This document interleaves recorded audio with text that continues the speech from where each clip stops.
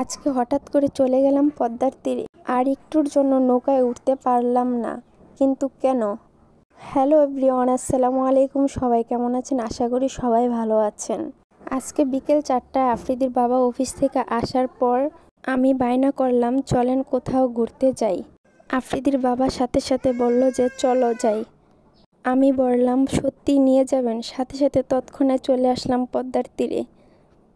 এই তো বাবা ছেলে পিক তোলার জন্য নদীর কাছে গিয়েছে, কিছু পিক তোলার জন্য আফ্রিদির বাবা পাট নিচ্ছে, কিন্তু ছেলে কিছুতেই নিতে পারতেছে না। ছেলে খুব ভয় পাচ্ছে আফ্রিদি নদী দেখে। তারপর আমি বললাম যে আমি কিছু শর্ট ভিডিও করে নিই। তারপর আমি আর আফ্রিদি চলে গেলাম কিছু শর্ট ভিডিও করার জন্য আর কিছু পিক তোলার জন্য। আর একটু আগে আসলে ভিডিওর ভিউ এবং পিক তোলা একটু সুন্দর হতো, কিন্তু খুব দেরি করে ফেলেছি আমরা আসাটা। আফ্রিদি তো পানি দেখে খুব ভয় পাচ্ছে, আমার কোলে উঠবে বলে বায়না করছে। আর একটু আগে আসলে নৌকায় উঠতে পারতাম, নৌকায় করে ঘুরতে পারতাম, কিন্তু সন্ধ্যা হয়ে গেছে, কি আর করার।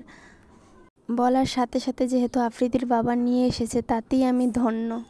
আমার ছেলেটাও সেম আমার মতন বাহিরে ঘোরার জন্য খুব পাগল। আসলে এই জায়গাটা খুব সুন্দর ছিল, আর একটু আগে আসলে খুব ভালো হতো।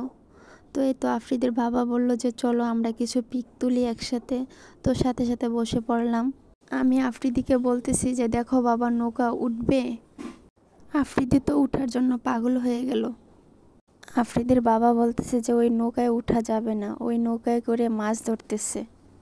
আমি বলতেছি যে আর একটু আগে আসলে আসলেই উঠা যেত। দেখেন তারা নৌকায় করে জাল ফালাচ্ছে মাছ ধরার জন্য। আসলেই তারা কি কষ্ট করে মাছ ধরে, তাই না? আজকে ভিডিও এখানেই শেষ করছি, যেহেতু সন্ধ্যা হয়ে গেছে।